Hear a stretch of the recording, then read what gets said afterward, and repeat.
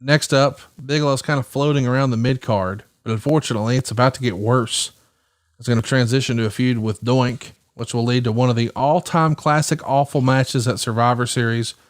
But before we get there, Doink versus Bigelow. Who had more fun with this, you or Vince? Well, I didn't have fun with this.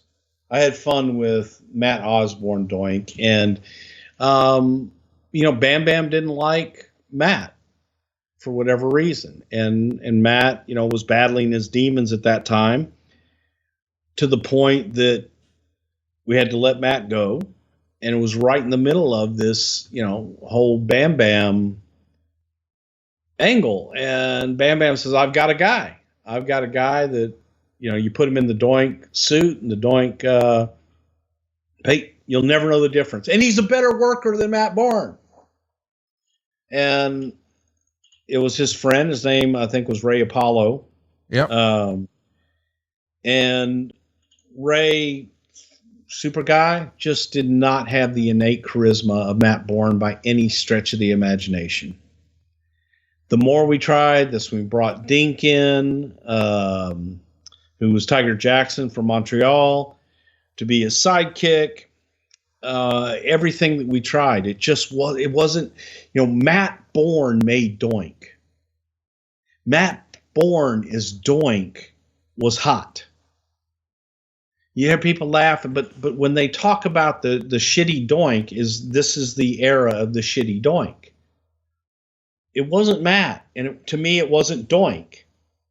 It was the replacement Doink. And I don't think that he was half the talent of Matt Bourne. And had you had Matt Bourne in the same situation, people would be talking about, holy shit, this was insane. Well, it's Survivor Series, Bruce, the last pay-per-view in the Boston Garden. It's promoted as Bigelow, the Head Shrinkers, and Bastion Booger against 4 Doinks.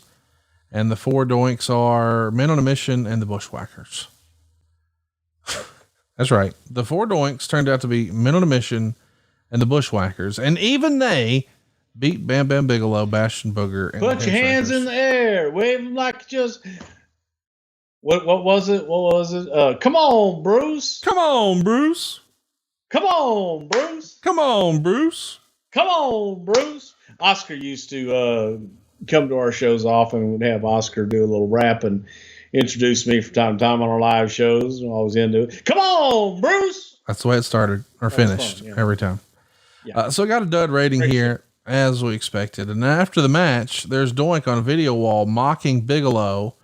Of course, the readers of the Wrestling Observer voted it worst match of the year. Probably hard to argue that. Bastion Booger is going to turn face by kissing Luna, because really the world needs to see Bigelow versus Bastion. Bigelow's actually going to wind up being a substitute for Ludwig Borga, who was injured and in fact never returned to the WWF at the Royal Rumble, in a loss to Tatanka.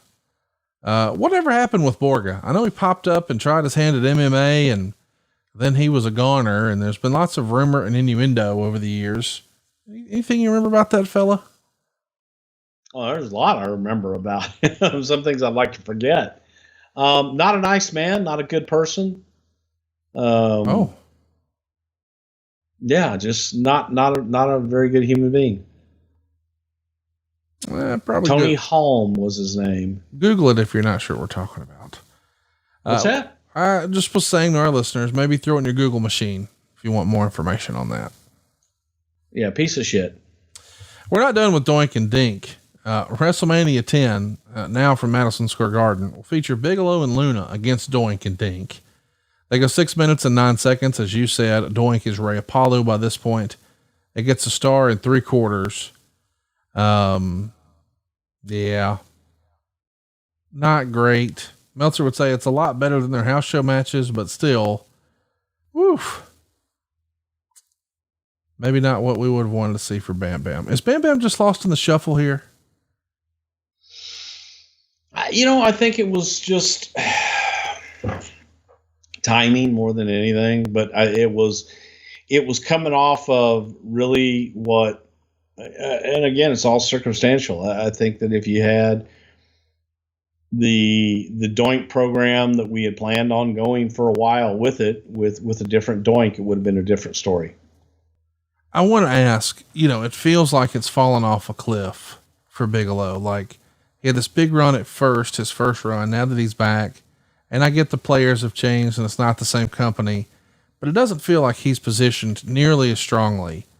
Is it fair to say that Vince sort of had his mind made up on where Bigelow was, or maybe he had lost confidence from the first go? I mean, he's still willing to give him a job and give him a shot and we'll see what happens, et cetera, et cetera. But it doesn't feel quite the same. Well, again, I think that it was a lot of circumstance and just a lot of things that worked against it. And Matt being the biggest one in the present time that we're talking about here. So, Bam Bam in just a year is going to have quite the transformation to go from 10 to 11. Let's talk about how we got there. First, he's paired with the $1 Million Corporation when DiBiase purchases his contract from Luna. I've always loved that angle where the $1 Million Man buys someone's contract. It always worked for me. Why was it time to move on from Luna though? I think just more than anything, a change of pace and, to try and make Bam Bam a shining star or something else.